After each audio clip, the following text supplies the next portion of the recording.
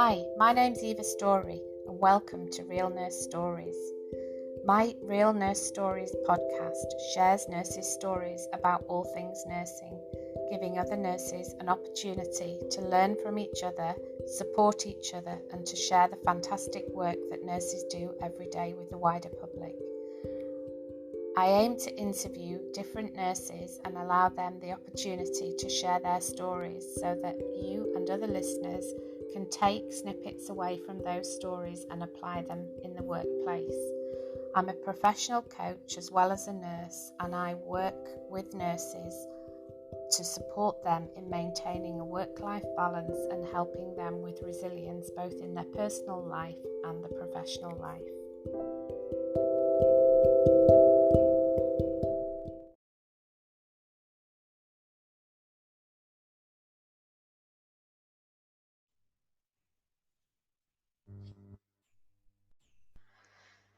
Hi, and welcome to Real Nurse Stories. Today I'm joined by Rebecca West. Rebecca is a nurse and has over 20 years experience leading and managing residential aged care, experience of community care and acute settings, including clinical and nurse management experience.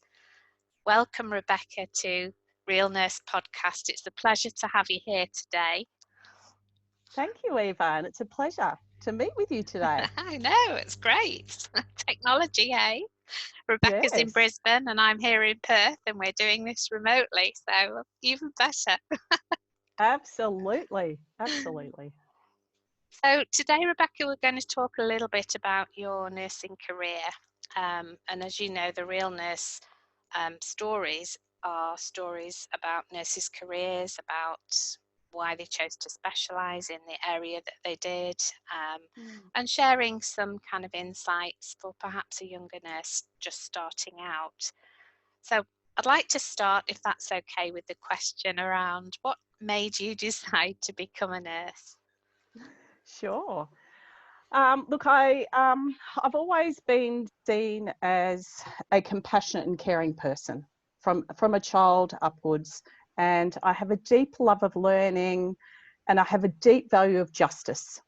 So I think they're great traits to have as a nurse.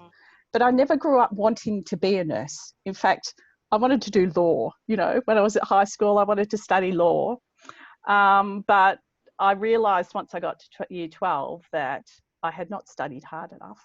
In fact, I found boys and I loved being a checkout chick at Coles and earning money. So that was my priority at high school. Yeah. So I suppose when I got my score after I'd done my year 12 in Victoria, I had to really think about what I was going to do. It was always a plan that I would study at university. That was always the way it was going to be, how I was brought up from my family and how there was an expectation from the school that I went to that we all went to university. My mum was a registered nurse. She'd done her training at a tertiary hospital in Melbourne. So I understood the career and I loved hearing the stories that she used to tell. So I chose nursing in the end. It was just something that I chose. And I think it was from that underlying passion of having compassion for people and helping people. Yeah. Were you kind of growing up with your mum being a nurse? Were you kind of privy to, did your mum talk about her experiences as a nurse, or were you exposed to kind of her workplace at all? Yeah, not really. I think mum started nursing as a classical person did in the 1960s. She was finished year 10, she was 16. So I heard stories. By the time I was old enough, she wasn't nursing anymore. Her role was to be a mum. She did occasionally work shifts in aged care. But I do remember her telling me stories of being a first year nurse on night duty and having to look after 30 people, you know, and being first year in nursing and how scary it was. So the delightful, caring picture wasn't actually portrayed by mum. No. Very and different. She would talk about her matrons and very different. Nursing was sounded very different in the 60s to what it is now. Yeah. So where did you do your training, Rebecca? I studied at a university called Deakin University in Melbourne. Mm-hmm. And I loved the theoretical learning of nursing. It excited me, and I was challenged by a lot of the anatomy and physiology that we were learning. So I loved that. I loved being able to be challenged to think laterally and creatively around whether it was nursing care plans or around courageous discussions with patients and their families. That got me very excited. And my first placement, I can remember very clearly, and I don't even know if the institution, I'll call it, is there anymore, but it was a big nursing home in the suburbs. And I remember quite clearly that you had 6 beds in every room, and everybody who was old in there and just lying in their bed. Yeah.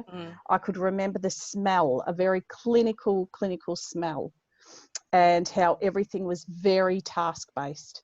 So it was not reflective of what we were learning theoretically at university about how nursing was. Yeah. Yep. I enjoyed my placements. I then spent some time in some major tertiary hospitals in Melbourne, and that gave me a different insight into nursing in an acute form. I worked on a gastro ward where I had some great preceptors who taught me just about assessment and how to not ignore your gut feelings in nursing. So that was wonderful. I had great conversations in those arenas with patients and their families as well. You know, you could see a lot of joy, you could see a lot of fear, you could see a lot of sadness. I also remember doing a placement at a private hospital in one of the eastern suburbs in Melbourne, and I was on a palliative ward. And that was the first time ever in my life that I'd seen a person who had passed away. I'd never seen a person who had died before. So that was confronting for me as I don't know, I probably would have been 18 at the time.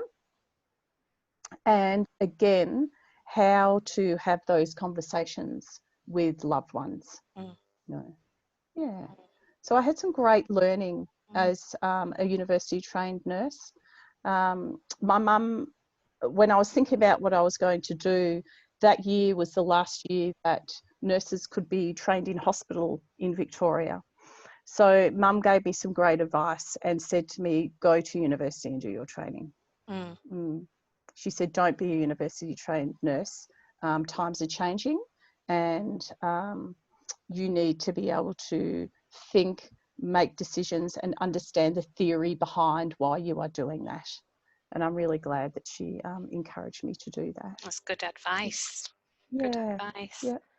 It was interesting. The first probably 10 years of my nursing, there was a unwritten, I won't say conflict, but there was an underlying, are you a hospital trained nurse or a university nurse? You don't tend to hear that anymore. No. But there was very much that cultural shift from going from hospital trained to university trained nursing. So where did you decide to specialise, Rebecca, once you'd done your training? What kind of influenced your choices around that? Sure. Well, the year that I graduated, there were about 2,000, I think, of us who graduated from nursing across Victoria, and there are only 200 grad programs. So I did not get a graduate program. I had during my time at university been employed by a community care organisation as an AIN. So I had started working with people with disabilities, and I'd started working with elders in the community, so going to their homes and assisting them with their hygiene. So an opportunity came up for me to work in residential aged care, which I did. I did do that. I worked for non-for-profit organisation in Melbourne for about 6 months. But again, as a young person, I wanted to get the high of nursing. I wanted to get excitement. And, you know, aged care nursing was not, and still to a point is not seen as very sexy. You know, I want to work in the emergency department or in theatre. So growing up, one of my aunties lived in Queensland in an outback town called Junda, which is near Longreach. And I had been out there quite a few times growing up and loved out west in Queensland. It's beautiful, it's peaceful, very different than growing up in Melbourne. There's a great sense of community there. So I took a chance and applied for a registered nurse position at the hospital at Longreach, and I got it. And that's where I fell in love with rural and remote nursing. I spent my time mostly outback Queensland. I did a stint in an island, Stradbroke Island, which is off Brisbane, where it's a one nurse hospital or primary health clinic, and spent some time in indigenous, rural, remote indigenous communities. I spent some time at Mornington Island, or Gunnedah, as it's known by the local people, where I met my husband.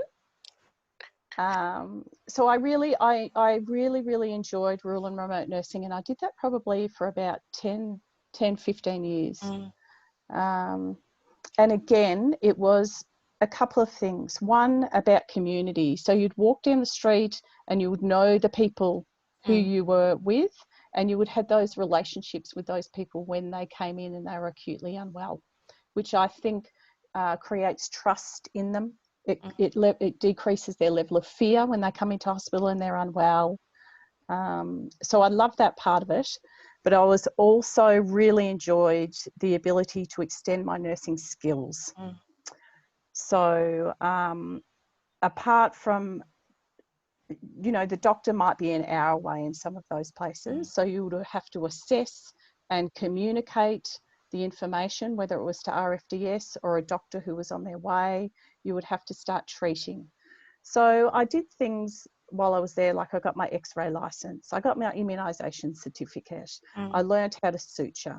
So my skills were expanded more so than they would have been if I was in a ward in a hospital.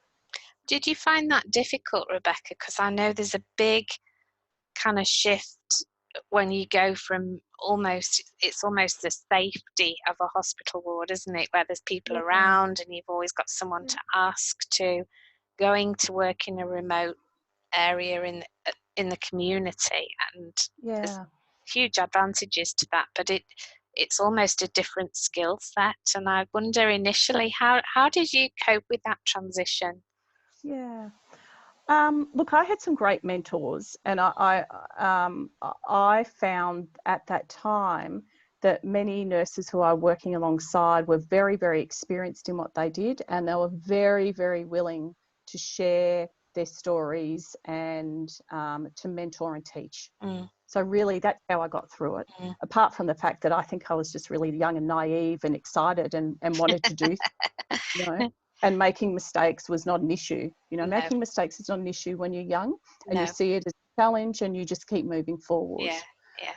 But it would have been the nurses surrounding me and their willingness to teach that I think really got me through that.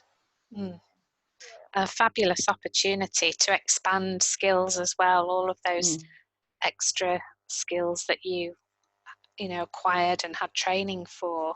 And it must be quite a privileged position in a way, to be part of a community like that and be known and recognised. Very much so. And we know that nurses in general are seen very much as a trusting profession. I think when you work in small communities, though, it's important to gain people's confidence, particularly around confidentiality. You know, they want to know that they will come to you and the next door neighbour won't find out what happened. So there needs to be some confidence in that relationship as well. Absolutely. And I guess a fabulous experience, you know, learning about indigenous culture and health as well, an opportunity to expand those skills. absolutely. That was a wonderful opportunity for me.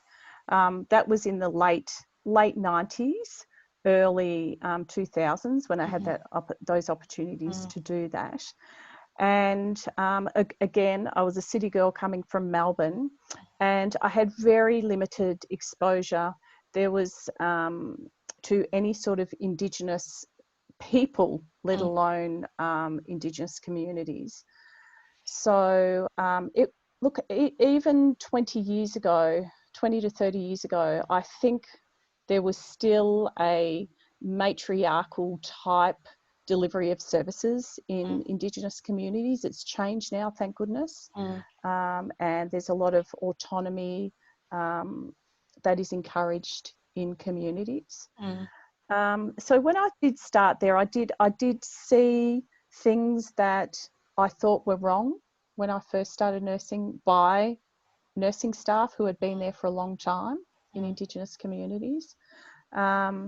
I did see a lot of poverty. I'd never seen the poverty or living conditions that I saw in the communities.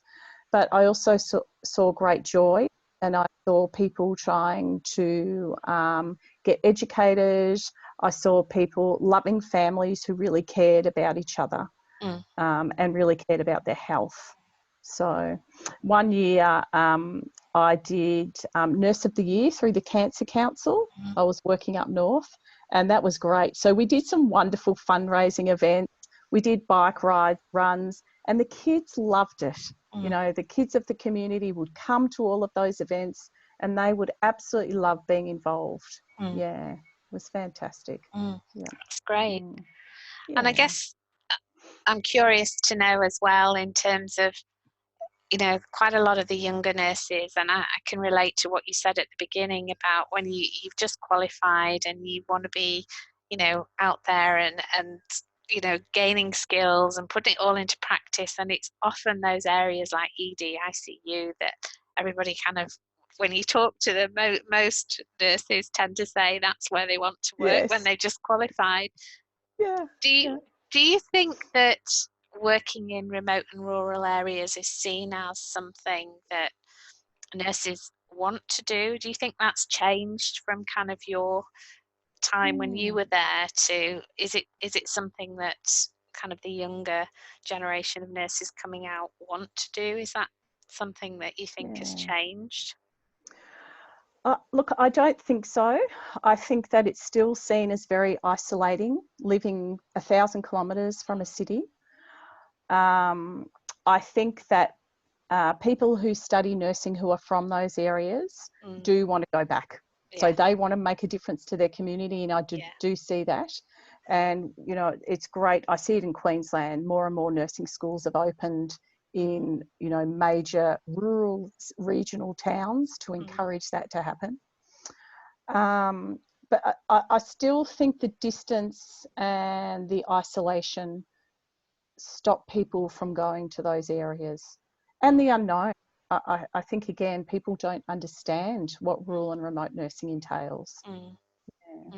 Because it's, you know, very, very different to, you know, like my understanding of community is very different, because my community experience was in the UK, which is not at all in any way, shape or form comparable, you know, and the distances, the remoteness, the isolation, all of those things make it a really challenging, but equally a really rewarding career, because there's scope to expand and a lot of great nurse-led initiatives. So I think there are, very much so. Yeah.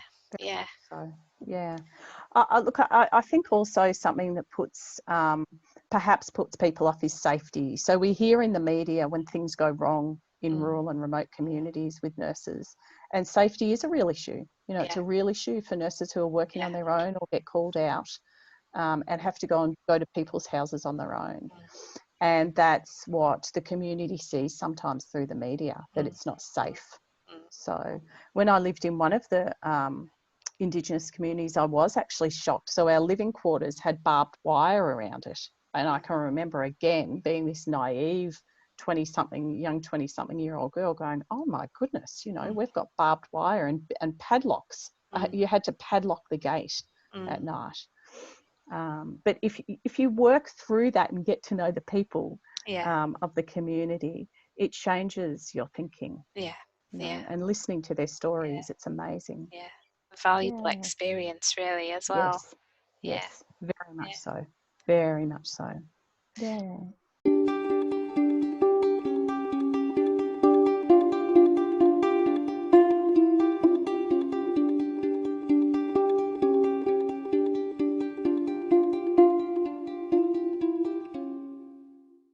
So you did 15 years there, you said, altogether? Yes. Look, Yeah. throughout. Yes. Yeah. We never sort of stayed anywhere longer than probably 3 or 4 years. My husband's a police officer, so we moved around Yeah. in our careers, and I've enjoyed that variety. To be Yeah. honest, Yeah. it's kept me going and kept me excited, I suppose, Yeah. about the profession. Mm. Um, so different rural and remote hospitals. I studied my midwifery, um, and I enjoyed that to a point. I really enjoyed the post and antenatal care of women. Mhm. The delivery suite didn't do anything for me at all. uh, didn't get me going. But post and antenatal care and teaching, really, Yeah. teaching and educating women and their husbands, partners, and their families was something that I really, really enjoyed. Yeah, yeah. You've got a really diverse experience, Rebecca, from all the different things that you've done, really. A lot of Yeah, skills there as well. yeah, very much so. I'm very grateful. Nursing's a fantastic profession. I would encourage, if people have a caring and compassionate and kind people, Mm. are willing to take risks, um, can think laterally, I encourage people to go into nursing as a career, you know, Mm. whether they start as a young person at 18 or whether at 50 they decide that they want to change their career. It's wonderful. Mm. Yeah, yeah. So tell me a little bit, because you're working currently in aged Mm, care. So tell me a little yes, bit about your journey from we've been out rural, remote, midwifery. How did yeah, you come to back almost to where you started? Because you sure. talked about experience very early on. So how did you come back Yeah, to that? yeah. We were living in a small country town in Queensland, um, and I was the director of nursing at an indigenous community near Kingaroy. It's a community called Cherbourg. And I'd been working there as a community midwife, then was the director of nursing. And look, I enjoyed the position, but it became very political. Mm-hmm. And I suppose when you get to a point where it wasn't my purpose anymore. My purpose wasn't to be involved in the politics. My purpose for nursing was to care for people. Mm. So I just saw an ad in the paper, in the local paper, about managing 2 residential aged care homes in a regional community not far from where we lived. Mm. So I thought, why not? Let's do it. You know, um, I I had loved aged and community care. It was something I love the relationships. Mm-hmm. You know, in acute care, you're seeing people, you might care and support them for 3 to 5 days at the most, Mm-hmm. and then they're gone. But in aged care, it's that continual evolving relationship where you see people all the time, and you get to know them on a much, much deeper level. I'd also grown up with elders surrounding me. So my nana, one of my nanas is now 95, and she's the Mm-hmm. matriarch of that side of the family. So I'd grown up with quite strong, resilient elder women in all of my life. And I enjoyed the company of elders and respected that as you get older, you can get vulnerable. And as a community and a society, it's our responsibility to support them to have a great life in their aging time, basically. So I applied for this position and was successful. And that was my new journey, I suppose, to manage residential homes And then within my portfolio, I started managing community as well. So I went from, even as a director of nursing in a indigenous community, you still had to do clinical type work. That was part of your job. But now this was very much a management leader type role in aged care. So it was a great learning curve for me, apart from the usual sort of job description of, you know, workplace health and safety and financial overview. There was the big new world of quality for me, and the quality standards in aged care, which I had not even experienced, to be quite honest, in my whole career. So that was very, very exciting at that time. It was also a great opportunity for me to coach and lead people, which is my love. So that's how I got there, really. It was just time for something new. The ad was in the paper and I decided to go for it. One of the things that you said you wanted to talk about, because one of the questions I asked you that in the information I sent out was the topics that you'd like to talk about. And one of them was myth busting about nursing in aged care. And I'm curious to know a little bit more about that from your perspective, because aged care, as we know, has had a lot of attention in the press, particularly recently. And there's the Royal Commission reports. There's a lot going on around aged care. So I'm really interested to hear your perspective on the myth busting and what that means for you. Sure. Okay. Look, I think the role of a registered nurse in aged care is very, very misunderstood. I think it's misunderstood by nurses not involved in aged care. I think it's misunderstood by the community in general.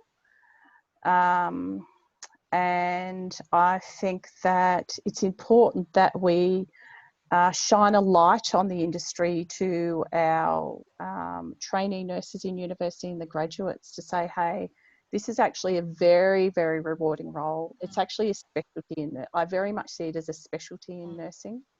So on an average day in a registered nurse's life in aged care, you could be an emergency department nurse, you could be a wound care manager, you could be a palliative care nurse.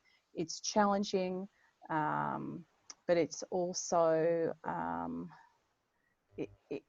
it's a wonderful environment, again, to learn and to have relationships with residents and their families, and to make a difference in people's lives. So it's a complex role in aged care. It's not just about pushing a medication trolley around and handing out drugs, which is unfortunately how I think some people might see that. How do you think we can change those perceptions, Rebecca? Because I share your passion around that as well, having worked with older people. And a lot of people used to say to me, oh, you know, why don't you get a proper nursing job? And I'd be like, it is a proper nursing job. Why, you know, why do you not consider that a proper job? What needs to change, do you think, to kind of almost shift that negative perception of working in aged care?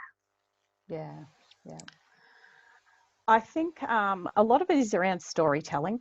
So us as aged care nurses need to tell our stories. So, and I don't think that we possibly do that as well as we could. I think we're starting to. You're right, with the Royal Commission, there's a real spotlight on aged care now, be it, unfortunately, again, the stories that are coming out are negative, and there are some terrible, terrible events that have happened in aged care.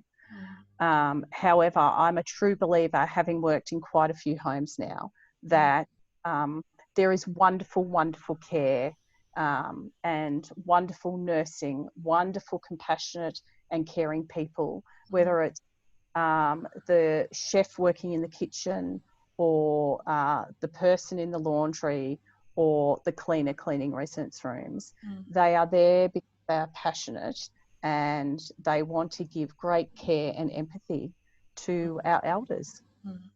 Mm. So it's about telling stories.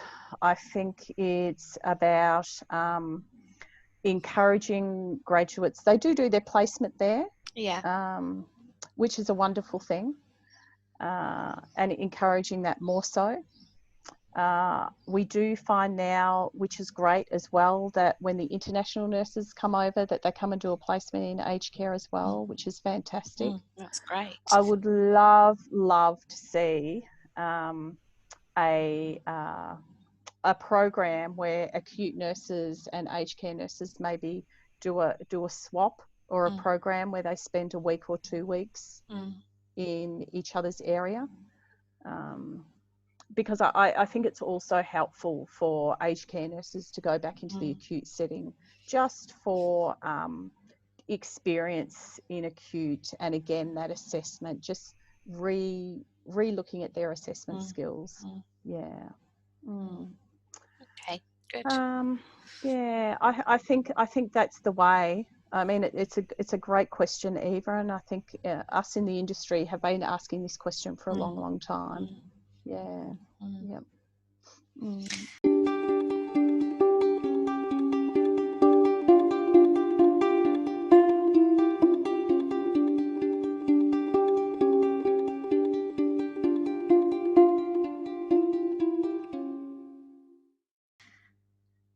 I'm going to move on to the next topic that you had on the list. Well, there's two actually, and I wonder whether they're combined, but we'll go with the second one, which was burnout in nursing. Yeah. So keen to know, from you, why that's an important topic. Yeah, absolutely. I think in general, nurses, there are many nurses that suffer burnout in many different degrees. I don't think we talk about it. I'm studying at the moment, and I've just written a research paper on nurse burnout. There are many papers on it. There's been a lot of research on it, but I don't think that it's culturally acceptable to talk about it, because it's seen as failure or being weak. And we're greatly at risk at nurses. We care about everybody else. We work long shifts. We work 12-hour shifts. We work lots of overtime. We often are understaffed. That creates an environment of stress as it is anyway. And we give ourselves to people. I'm talking generally, that as a nurse is what we do. I myself had a terrible experience last year where I had all the classic signs. The World Health Organization now recognises burnout as a phenomenon. I think last year they made that decision. And I went and saw my GP about some symptoms that I was displaying, and she said to me, "Rebecca, you're burnt out." What? So it's been probably the last 6 months quite a passion of mine. I've been, when you find out, when I found out that I had this, I read. So I read, I listen to podcasts. Yeah. Research yourself. Research myself, silly,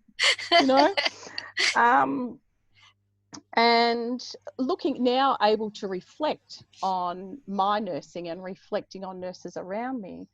I truly believe it happens. You can see, particularly in aged care, the turnover of nurses, whether it's in management. So the turnover rate is very, very high. And I truly believe that some of it is down to us as nurses burning out, and either not understanding the signs or ignoring the signs, or not knowing what to do when we feel like we're feeling.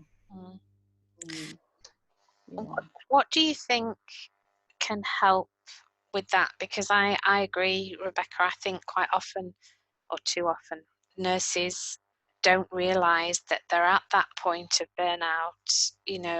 I've had colleagues in similar situations who, only actually realised they were burnt out when somebody said to them. Actually, I think that's, and given that nurses kind of give so much of themselves in terms of the emotional labour of work that they do.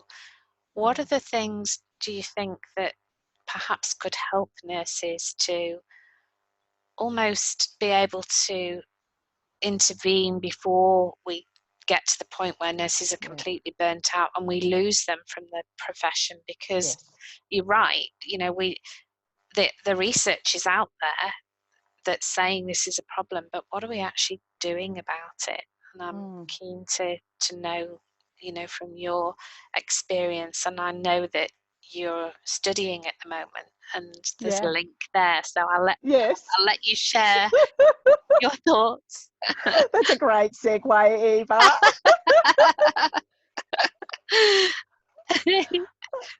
I'm thinking there's two lots of responsibility. There's responsibility on ourselves as registered nurses to keep healthy. So we've got the basics, don't we, where we have to try and have a great lifestyle, where we exercise and eat properly. We practice some sort of mindfulness.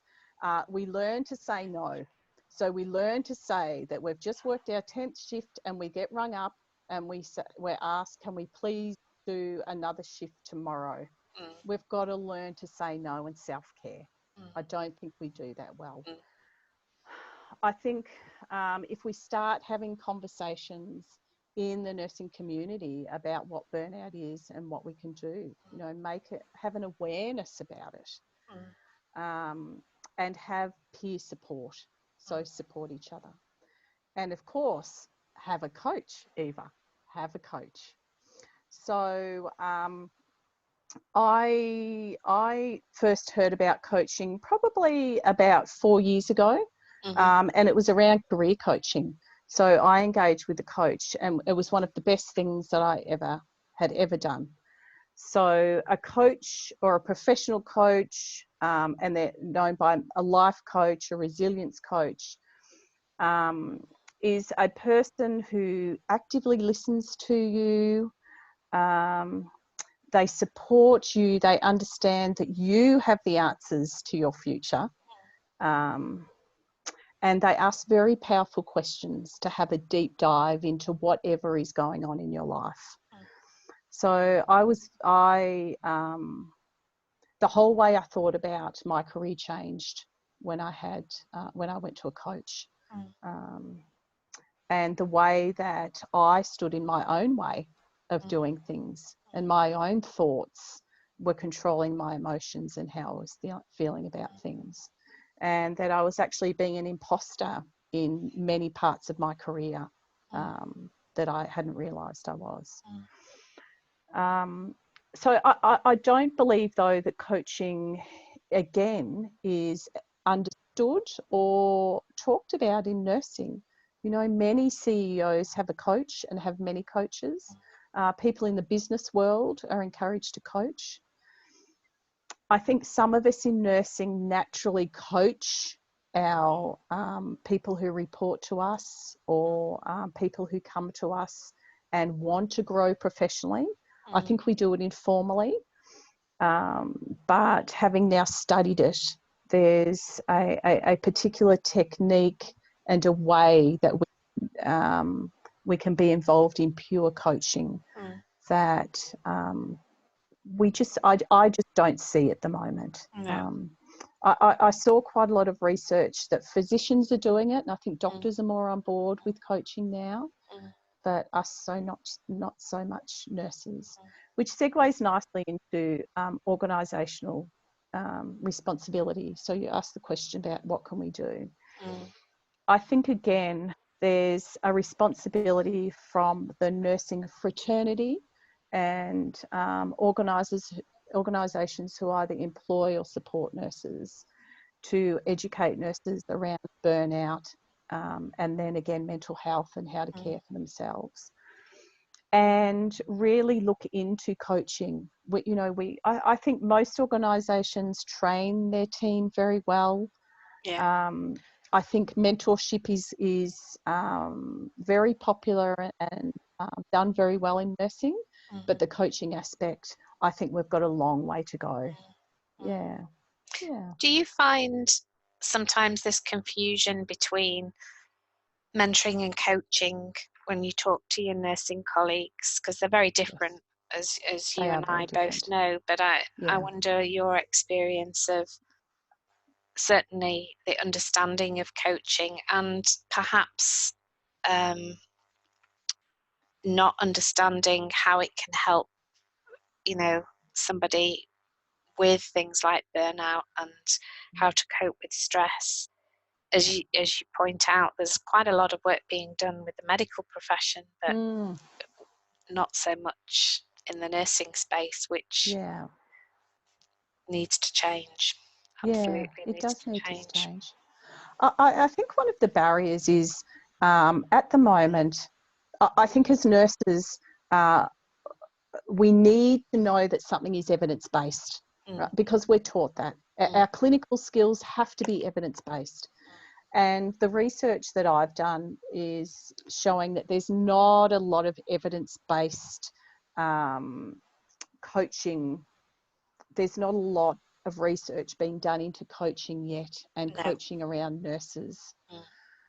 So I think that's a real barrier, because as nurses we want to see that, or else we see it as a bit of woohoo type, where it's not. So that's probably one of the barriers I see. And yes, you asked the question about difference between mentor and coaching, which I think is a great difference. So mentoring is, to me, about educating and showing, still listening and getting the opinion of the person, but it's very much about a more experienced person supporting a less experienced, whether it's in one type of skill or the whole nursing skill. Whereas coaching, to me, is very much about that person moving forward and going on a journey forward, and the coaching asking very powerful, deep questions to that person to help them move forward, help them, support them to create the goals that they want and the actions for those goals. That's very basic how I see coaching, and very deep listening. I used to think I listened very well. Once I finished the course, Eva, I realised that I was not actively listening to people. I'm laughing because I have realised the same thing. It's amazing. You think you're a good listener until you start to study coaching, and then no, actually. Absolutely. Because I even have to stop myself now. I'm now working as a registered in aged care, which I absolutely love. And I have to go, oh, actually, I'm not actively listening to you because I'm thinking about Mr. and Mr. Smith next door and what I have to support them with. Yes. So I'm picking myself up now. Yeah. About listening to those changes in people's voices, their tone. It's about if you're with them, watching their body movements and how their eyes are, where their eyes are moving, and the words, the actual words that they're saying. If you could use today as an opportunity to send a message about what you think needs to happen, what would that message be? For burnout particularly, or coaching? Well, both. Okay, yeah, absolutely. The message would be,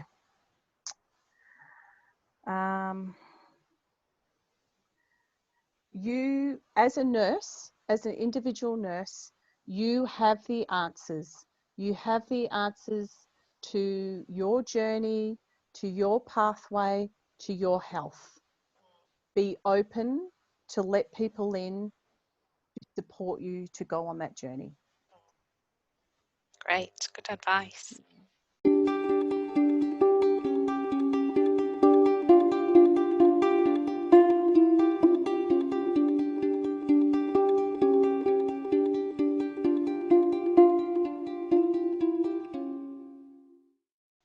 Good advice. What about you in relation to your self-care now that you've been through that experience of burnout? How has that changed how you look after you now? I made a big decision to leave management and go back to be on the floor, in inverted commas, as a registered nurse. That was a very difficult decision because I actually really loved being a leader and being a manager in aged care. I loved the opportunities it afforded me. I loved being able to support and grow people. Look, a little bit of my ego got in the way as well, that, I've failed. I'm not, yes, I've failed, really, was the big thing for me that I had to get over. So what do I do now? I look after myself. So now I'm a registered nurse. I'm in a very lucky position where I can work casually. And so I've learnt to say no. If I can't work a shift, I say no, sorry, I can't work. And that has really freed me psychologically, for want of a better word, that I can say that. I exercise now, which is great. So I've had 2 wonderful trainers who have helped me start getting physically fit. I haven't got to my goal yet. It's a long journey. But I lift weights, I do some cardio, and I'm starting to feel strong physically and mentally now. I have a coach. So, and I enjoy spending time with my coach because I have goals. So I see them on a monthly basis now. And I just have little stretch goals every month.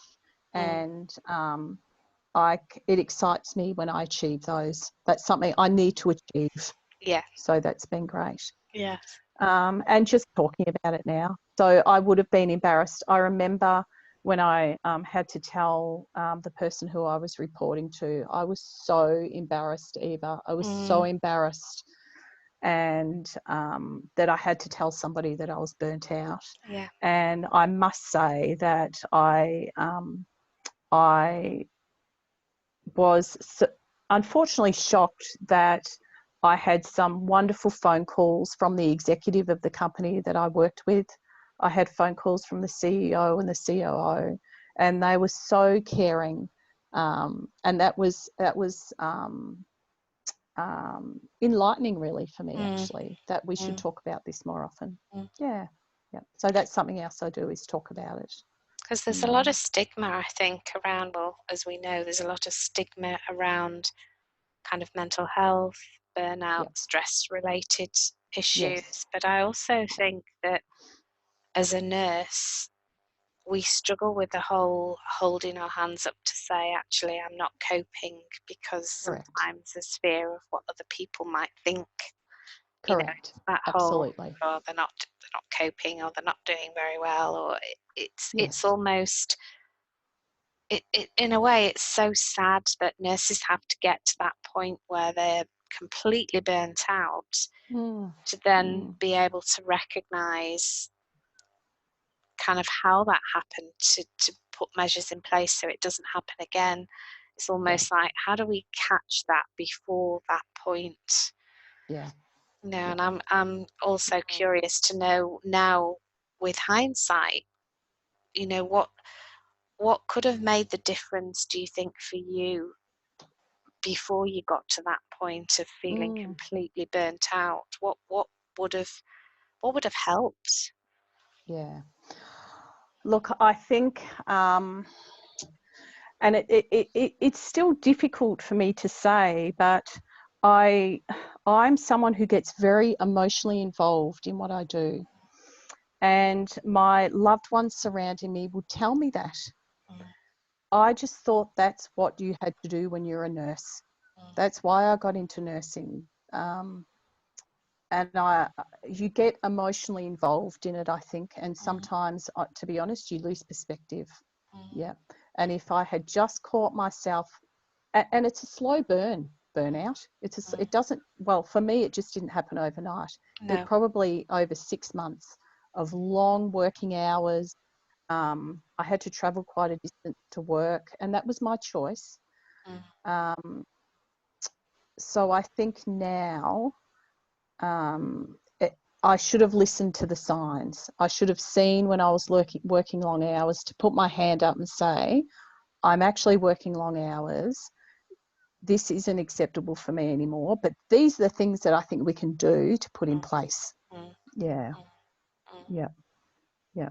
And I think we need to, as nurses and nurse leaders, to be able to take a step back and realise that we work as a team, and you can't be responsible for everything that happens. No. Yes, so they're my learning lessons, Eva.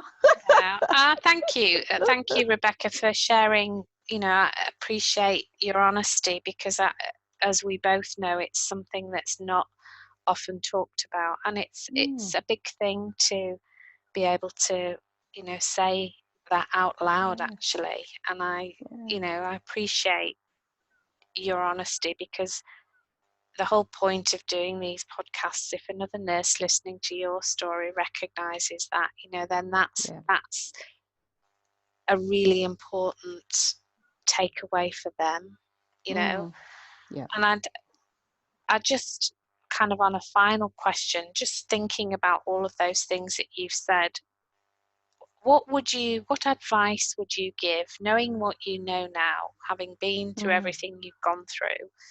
What advice would you give to a younger nurse who's maybe just starting out on their career around that whole issue of burnout and stress management? Yeah. That you really need to look after number one first. That self-care is so important, because if you don't look after yourself, you really can't care and look after others. You just can't. So you must self-care in the variety of ways that we talked about. Lifestyle, making sure that you have something else in your life that's not just nursing. Have friends who are outside of nursing who have a totally different perspective on life. Yeah. So there's balance. Self-care, number one. Yeah, that's right. There needs to be balance. Yeah. And then the very, very last question, Rebecca, is what would you most like to be remembered for in your career? Because you've done so many fabulous things. We've gone literally like around the country. We've been rural, we've been acute, we've been elderly care, midwifery. What would you most like to be remembered for? Yeah, that's an easy one. For me, I want to be remembered for supporting and coaching people through growth. So if I can be remembered that, oh my gosh, I can remember that Rebecca sat down and really listened to me, and she helped support me to make a decision that has put me on another pathway, or helped me get through a really tough time, and now I can see the light. That to me is so important, whether it is another nurse, a colleague, a patient, a patient's family. That's how I would like to be remembered. Well, that's a great note to finish our interview on, a very positive note. And once again, thank you, Rebecca, for sharing your nursing career and your journey, and some really great insights and honesty around that. So thank you. Thank you, Eva. It's been a great opportunity to reflect and reminisce. Thank you. You're very welcome.